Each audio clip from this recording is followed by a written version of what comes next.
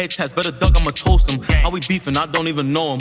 Block hot, don't get put in the coffin. Call me Brady, he up and I'm throwing. I ain't pop, but he tried and I smoked him. Dead eyes, other side got his coffin. That's his twin, send him up, I ain't joking. Big trip, put it on and I post it. Or smooth niggas know bitches love it. GLG be them one niggas know it. Spotting up like I'm Clay bullets floating. Keep. I promise you, most. Who is the most disturbing individual you have ever met? To this day, I have no idea if my dad did it. I wouldn't blame him if he did. A week or so before my 10th birthday, I walked to the corner store with a $5 bill and picked up a jar of ragu for my mom. On my way home, a man I'd never seen before fell in step with me and began talking. "Hi," he said, cheerfully. "My name is Dr. Ramsey. I'm a pediatrician. Do you know what a pediatrician is?" Let's stop right Silently, there, bro. not replying and... Stop right there, bro. Who the fuck gets approached by a pediatrician at 10 years old? That's how old you say, bro? I'm not gonna go back. fervently hoping he would take that as a sign he should leave me alone. Subtleties were not his strong suit, though, because he kept right on chattering. "Are your parents looking for a pediatrician for you? Of course, you're almost a big girl now. You'll be needing another kind of doctor soon, won't you? That's okay though. They can still bring you to me until then. What's your name? You have beautiful hair. I was just on my way to get some suckers for the candy jar in my office. What? This nigga is creepy as fuck. Do you like suckers?" Thankfully, Hey, yo. we were nearing my house, so I ran forward, up the back steps and into through the kitchen door. I didn't know it then, but that was the beginning of a very long, very scary ordeal. It didn't take long after that for Dr. Ramsey to begin showing up. At first, Why it she seemed ain't tell her benign enough, parents? at least to a kid. He would drive by nearly every day, smiling and waving. I told my mom, who said maybe it was on his way home from work. But then, What? the phone... See, now it's the parents' fault. Now it's because I'm sitting there saying, why you ain't tell your moms, why you ain't tell your father? They did. He's probably on his way home from work. Bro, if your child ever gives you a sign, bro, please take heed. My dad called me into the living room and sat me down. He asked about the day Dr. Ramsey followed me Thank home, you, and if bro. I talked to him. He said I wasn't in trouble, but that I needed to tell him the truth. Good. I told him W no, and he asked if Pops. I was sure. I told him no again, and he frowned, then asked, "Then how does he know your name?" I didn't know. It turns out, that was not all he knew. He knew my sister's name as well. Pretty soon, neither my sister nor I were allowed to answer the phone. He called several times a day. At first, neither of us knew what he was saying. Then, one night, one of my brothers told us that he was telling my parents that he was going to hurt me, and later my sister. Things got complicated after that. My dad had called the police, but as this was before there were any stalking laws, there was not a lot they could do. They told my parents to call back if he tried anything. My dad then called a friend of his from Yo, bro, and then they wonder why niggas go to jail, bro. back in the day, who happened to be a cop. We all gonna get For the hurt. next month, my dad's friend escorted me to and from school. Suddenly, life as I knew it came screeching to a halt. I couldn't walk to school alone. I couldn't play outside. I couldn't walk to 7 to 11. Damn. When access to me was completely denied, things escalated. It was around this time he began threatening my sister as well. Then one afternoon, my I'd have sister, been the 2 of same my way. brothers, my mom and I were all in the kitchen. One of my brothers saw a glimpse of someone in the garage. They'd seen him too. Dr. Ramsey came bolting out of the... On her, nigga. Yeah, on her, nigga. My brothers chasing after him. They ran all the way to Cherokee Park, where he lost them in the trees. My parents called the police again, but nothing came of it. The only information they had was a description, and the fake name Dr. Ramsey. A couple of weeks later, we woke to find our dog hanging from the side porch. She was a gorgeous saddleback German Shepherd, born the same day I was. We were all devastated. Yo, The this cops shit said gotta there was be no fake. evidence it was him, and ruled it accidental, but none of This us shit believed gotta that. be fake. For the His simple phone calls fact that the became more cops is informative in on the it. meantime. He would talk about who was home, and who wasn't. If my brother would say my dad was home, he would tell him who was really in the house. He also would talk about the house itself. About the window in the kitchen he could easily open with a wedge from the outside even when it was locked, and about the French doors that connected the living room to the side porch and how the lock could be opened from the outside if you jiggled it just right. That night, my dad put in some carpenter nails at the bottom of the French doors until he could get a new lock ordered. My parents had to go to a company event for my dad's work. My older brothers were at Saints West roller skating rink. My sister was on the phone with her best friend. My little brother was on the floor asleep. You left I was her watching Devo alone? on the midnight special with Wolfman Jack. It was late. Suddenly, the top of the French door swung inward, and in the few milliseconds, before the nails in the bottom caused them to snap back, I could see his silhouette. My sister whipped the phone at the television, and we ran up the stairs. About halfway up, we realized our little brother was still asleep on the living room floor. As quietly as we could, we slipped back down the stairs to get him. We all went into our bedroom and didn't turn on the light. This way we could see outside. We watched out the window for a while, and when we didn't find him, we crept down the hall to our brother's room to look. We looked down and could see someone standing at the back door. He knocked, loudly. "What do you want?" My sister asked out the window. He stepped back and said, "Is this the Mercy residence? I have a pizza for delivery." Can you come to the door? She scoffed at him, declaring she was not stupid. She could see he didn't have a pizza, and she was calling the cops. He left. A short while later, my brothers returned home. We told them what happened and they walked around the yard, watching for him. They came back in, and things settled down. By now, we'd pretty much given up calling the cops because it never helped, so we just went back in, each of us carrying a knife from the kitchen just in case. Eventually, one of my brothers went into the kitchen to get a bowl of cereal as a snack. You know that sensation you get when you can just feel someone watching you? Yeah, he had that in spades. He kept looking around the kitchen, through the doorway into the dining room, at the windows. He didn't see anything, but he could still feel eyes on him, so he went closer to the door to try to see better.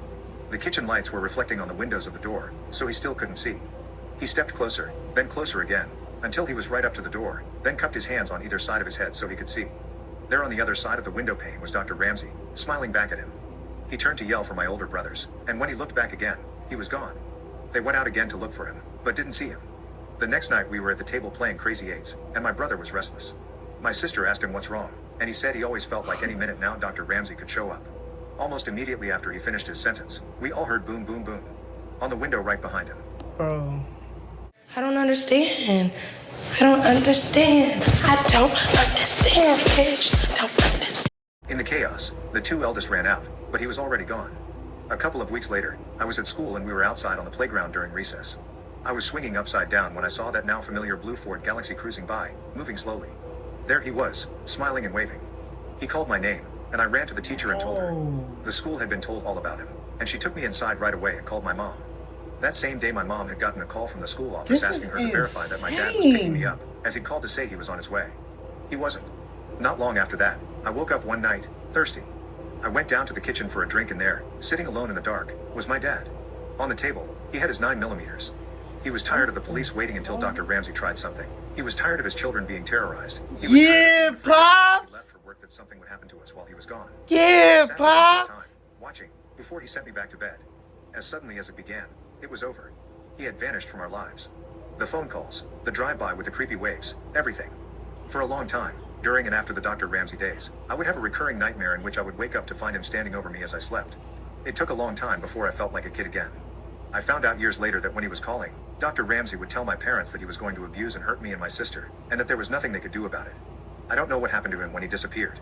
I don't know if he was in a car wreck, locked in prison, or in a coma. Sometimes I wonder if the wait ended for my dad when he was sitting in the darkened kitchen one night. I don't know, and I'm not sure I want to. We might post this, no edit, you know, no switch up, no nothing, you know. Just throw it in there. I've been married to my husband, 44M, for 20 years now. Right. We have two kids, 16F and 13M.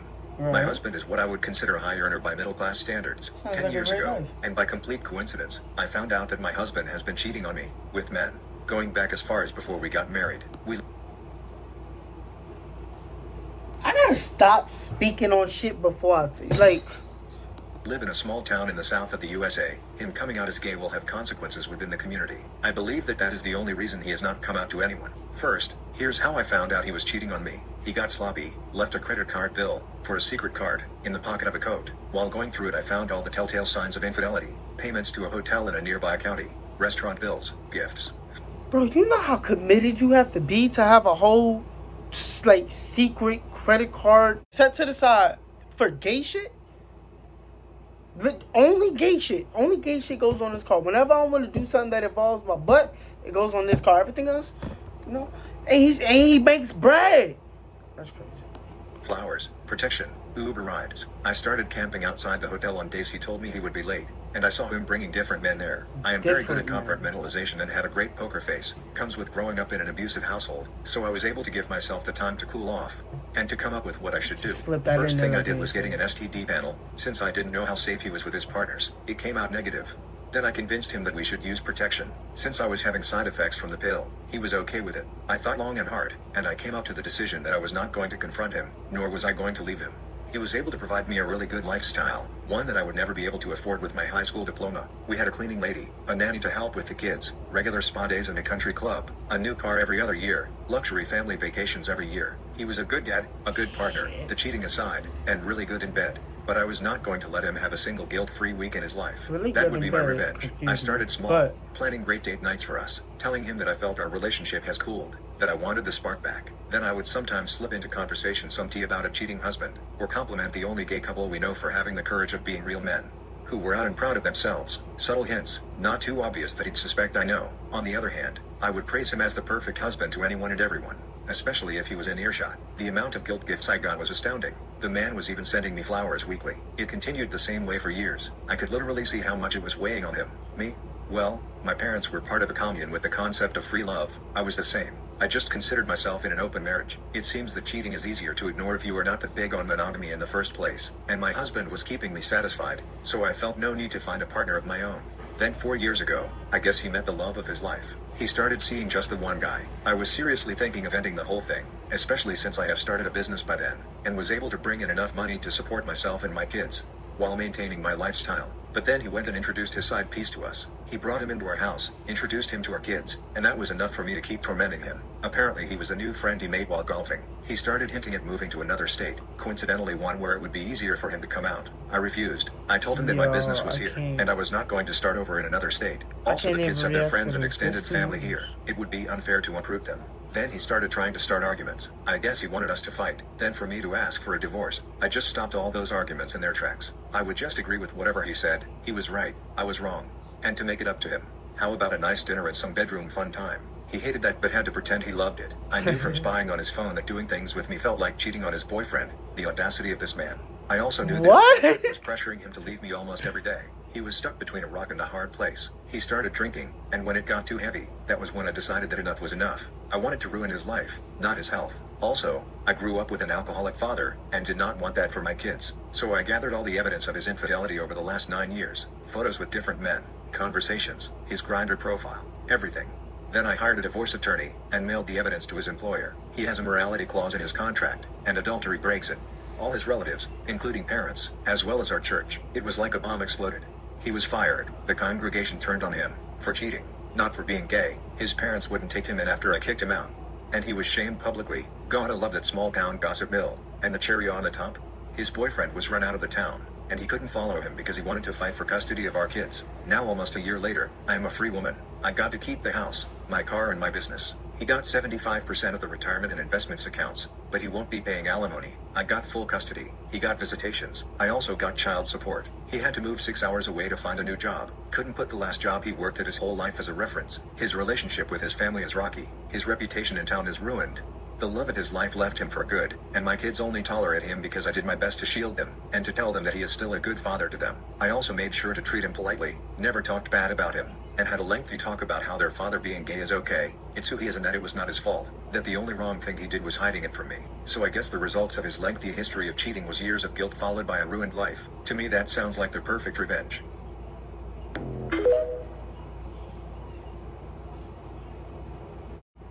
I don't even know where to start. I was trying to wait till the very end, which I did, to like put my 2 cents in because I didn't want to interrupt. But what the fuck, bro? What happened to just leaving? I don't. Yeah, he wrong. He's definitely wrong, and he gay. So I don't. Yo, my head hurts. How was he still fucking her if he was gay? I mean, maybe that's an ignorant question. Oh, that was the biggest thing. How did he lose custody of his kids because he's cheating? Like, that's a... Why is that grounds to lose your kids? I'm not saying niggas cheat. I'm just saying, like, why I can't be a father because I cheated on her. Whatever. What's your most insane story about a bachelorette party? I got paid a buttload of money to live in a fantasy. I got a request for what I thought was a bachelorette party. She asked what my rates were. I told her, and she said this would not be a normal party, but didn't want to go into further detail. I told her my rules, and she said that was fine. There would be no intimacy and so long as I would do what they asked, she'd pay me a solid $2,500. Of course I was curious, but that's a load of cash, so I went with it. Figured if it was too dangerous, I'd just leave and I'd still have half because I required her to pay half up front since it was so much. I show up and it seems pretty standard. McMansion in the middle of a high-end suburb, a bunch of Mercedes, a few BMWs, an Aston Martin, a couple of Land Rovers, and a Gallardo parked outside. I ring the doorbell and am greeted by the planner who takes me to a room down the east wing. She points to a room exactly opposite and says when I am ready to go in there. The interior of the house and my prepping room is normal. Lots of art, vases, a huge chandelier right when you walk in, and more. Before leaving, the planner asks me to strip to the nude to verify that the pictures I sent her are not photoshopped. I do as requested, but this one seemed less of a want her own peek and more of a yeah, you'll do nicely sort of vibe. They requested all black leather, common for gay men, not for white women. I've actually got something special in store. The skin-tight leather vest and pants I am wearing are an older set I have that are in need of some conditioning. So instead, I made shallow cuts on the inside so that instead of slowly taking them off later, I can rip them off for this group. I work myself up, put on a PP ring, squeeze into my leather, and head across the hall. I notice that it's pretty cold as I approach the door, but figure it's just me. I open the door to the room and am greeted by a black curtain. I close the door behind me and walk through the curtain. I am on a small stage, and it is effing cold. I notice fog on the floor, but see no fog machine. There are about 40 women in the room, so curious all wearing as to heavy what the robes fuck from is head to about to toe. happen. I realize that this place has to have a refrigeration unit or something. I walk along the stage and catwalk to a round center stage in the middle of the room with all of the women surrounding me in their high-back chairs. I notice that everything is black. Not black because it's dark. Black because the walls and the ceiling are painted black. The flooring is blood red, as are all of the lights. I start to say, hello everyone, who is the star tonight? When I am interrupted by music and a voice over the speakers that just says, you may begin. So I start, I'm doing my thing, and after a bit, the women have gotten up and are crowding the stage. The music is loud, but I can tell there is no yelling, whistling, or anything with this crowd. They are all just reaching for me on the stage and I work my way around them as I caress, tug on their hair, and plant a little kiss on hands and cheeks now and then just doing my thing. I start to see a few have begun to shed their robes. I see bare shoulders, the tops of breasts, then bare chests, and finally nudity. Every single one of them is nude in this cold dark room. I see that some no longer reach for me on the stage but now have their hands on other women or themselves. Damn! A little time goes by, then I see the planner, who is front and center for the entire performance so far, has walked away. Soon everyone has gathered around this large round thing that looks like a mini stage. The planner opens it, and it is filled with intimacy toys. Each woman reaches in, grabs one, and goes to one of two places. Some go back to their chairs, others head to my stage and sit on the edge and begin to use the toys. I'm still doing my rounds and wasn't allowed off the stage as they gently pushed me back to the center. They are touching me as I'm swinging in front of them. The planner has moved her chair to the right in front of the stage and has one foot propped up on it while another woman is eating her out. She tells me to stroke my pee-pee. I'm pumped. This is hot. So I do. Women moan and audibly orgasm. It's great. I am in conquer mode and could do them all at the drop of a hat. Yeah, the planner you gets should. up, walks over, and grabs my junk. Me so Puts horny. her fingers down it, and places a kiss right on the tip. She then gets on her knees and all the girls around her do the same. She then says, we want you to come on us. No effing problem. I could have blown long ago, but I take my time. Stroking slowly, these women are bouncing up and down with each stroke, most with mouths agape, licking their lips. Time passes, and I reach climax. I fire into them and they love it. They kiss each other and share it as they lick it off one another. It's awesome. The planner then stands, reaches for my junk again, and asks if I have to pee. I'm a little shocked and ask her to repeat herself. She does, and I say, well, yes actually. She gets back on her knees and says, whenever you are ready, let it flow. About 30 seconds of awkwardness later, it flows. I make an attempt to get everyone. Their moans are louder than when I came on them. They writhe in it for a while and I sit and watch as they play with one another and, not long after, get hard again. The planner sees this and asks me to come on them again. It takes more work and the assistance of a couple of the women, but it happens. I finish and am exhausted, and the planner says I can go get dressed now, all while she is still surrounded by women pleasuring each other and themselves. In my room is a full spread of food, wine, and another $3,000 in cash on a silver platter, with a note that says, thank you. Please take anything you wish before you leave. I shower, eat the most delicious sandwich I've ever had, have a glass of freshly squeezed orange juice, and leave. As I walk out, the planner is in the hallway, robe half open, thanks me again, plants a hot kiss on my lips, and walks me out. I get an email a week later. The planner apologizes for deceiving me, saying it was a bachelorette party. It was apparently her and her friend's annual all-girl party. And if I'm still in the business, she'd like to have me back next year. Yeah! I'm ready for round 2. Oh my god, please post round 2. Is there an update It's to your most round insane 2? story about a bachelorette. Time out. Time out. Because, first of all, I'm not horny. First of all, Google, right? What was that? Yeah, cool. Male strippers, bachelorette party video, bro. Let's go be another video if it's a video. Like I said, the most disturbing shit that you ever gonna witness or listen to or experience in your life is for no reason that these people do. And I bet you 99.99999% of them are white. 99 point all those nines are white, bro. It's not us. We do not shit like, bro. We're not even this lucky.